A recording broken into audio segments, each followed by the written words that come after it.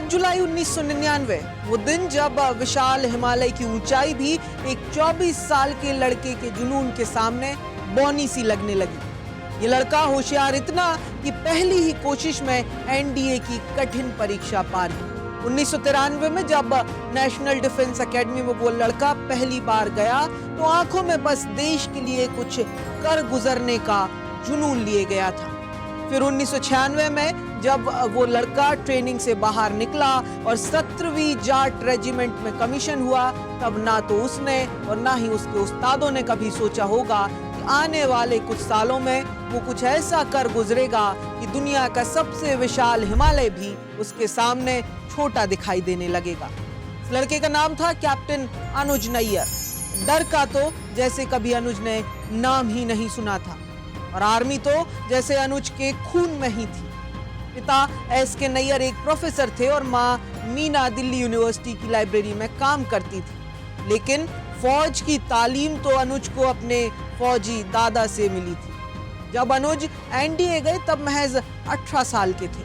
1996 में एनडीए से निकलते ही देहरादून की इंडियन मिलिट्री एकेडमी चले गए और 2 साल बाद आईएमए से निकले सेकंड लेफ्टिनेंट अनुज नैयर। अनुज को भी कहां पता था कि अगले 2 साल बाद क्या होने वाला था। 2 साल की शांति के बाद 1999 का साल आया, जब दुनिया के सबसे मुश्किल रण क्षेत्र यानी कारगिल में लड़ाई के बादल छाए।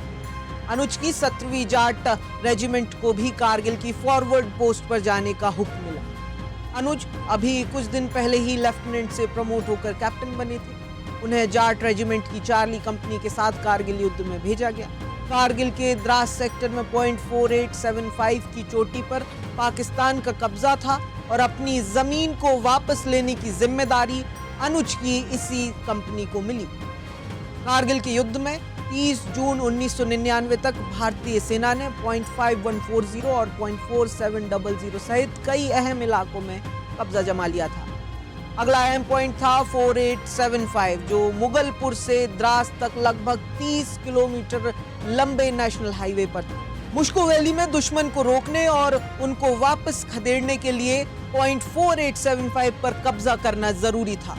79 माउंटेन ब्रिगेड ने 17 जाट, 13 जेएंडके राइफल्स, 2 नागा, 12 महर और 21 पैरा एसएफ के जवानों के साथ तोप खाने की सहायता से .4875 पर कब्जा करने का एक प्लान बनाया। .4875 में वेलबैक, पिंपल 1, पिंपल 2, सदर्न स्लोप और फ्लैट टॉप शामिल थे और उत्तरी भाग को ट्विन बम्प्स और सैडल नाम दिया गया था। ऑपरेशन प्लान के मुताबिक हमला 4 जुलाई को शुरू किया जाना था और पहले चरण में 17 जाट बटालियन को 5 जुलाई की सुबह तक साउथ से पिंपल 1 और वेलबैक पर कब्जा करना था। मेजर रितेश शर्मा के नेतृत्व में 17 जाट रेजिमेंट की चार्ली कंपनी ने 6 जुलाई की रात को वेलबैक की दिशा में पिंपल 2 पर हमला किया। हमले के शुरुआती चरण में कैप्टन नैयर के company commander major Ritesh Sharma घायल हो गए। उन्हें अस्पताल ले जाया गया और फिर अभी कुछ ही दिन पहले प्रमोट हुए कैप्टन नैयर ने कंपनी कमांडर की कमान संभाली। दुश्मन की पोजीशन मजबूत थी और वो हमारे जवानों पर सीधा अटैक करने की स्थिति में था। दुश्मनों के पास ज्यादा मैन पावर और गोला बारूद था, वहीं हमारे सैनिकों के पास छिपने की भी जगह नहीं थी, जबकि दुश्मन के पास ऊंची पोजीशन का भी एडवांटेज था। एक एक करके चार्ली कंपनी के सैनिक शहीद होते गए, लेकिन टीम का हौसला ज्यों का त्यों था। कैप्टन अनुज भी घायल हो गए, लेकिन उनके खून से लथपथ हाथ बंदूक की ट्रिगर से हटने का नाम नहीं ले रहे थे। उन्होंने एक एक करके दुश्मनों के 9 सिपाहियों को मार गिराया और 3 बड़े बंकरों को बर्बाद कर दिया। लड़ते लड़ते सुबह के 5 बज चुके थे और दुश्मन भारतीय सैनिकों को आसानी से देख सकते थे।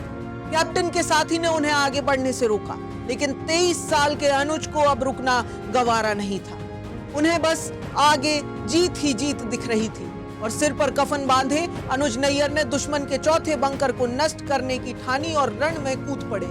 इस दौरान एक ग्रेनेड सीधे उनके सामने फटा और वो वहीं शहीद हो गए।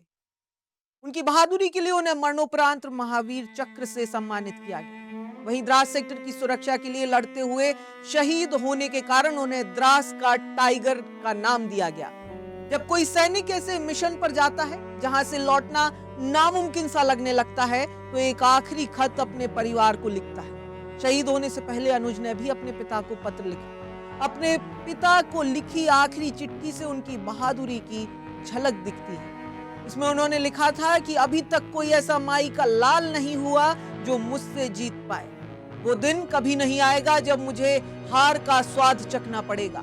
डर नाम का कोई शब्द उस डिक्शनरी में है ही नहीं जो आपने मुझे दी है। अब मैं हथियार चलाने में माहिर हो गया हूं, यहां तक कि अब मैं बिना हथियार के भी किसी का मुकाबला कर सकता हूं। आप चिंता मत कीजिएगा। कैप्टन अनुज नैयर की सगाई हो चुकी थी और शादी की तारीख भी तय थी, लेकिन जंग में जाने से पहले उन्होंने अपनी सगाई की अंगूठी अपने कमांडिंग ऑफिसर कर्नल बावा को दे दी। अनुज ने जाने से पहले कर्नल को कहा कि अगर वो ना लौटे तो अंगूठी उनकी मंगेतर को सौंप। अनुज नहीं चाहते थे कि अगर लड़ाई में शहीद होना पड़े तो उनकी रिंग दुश्मन के हाथ में पड़ जाए।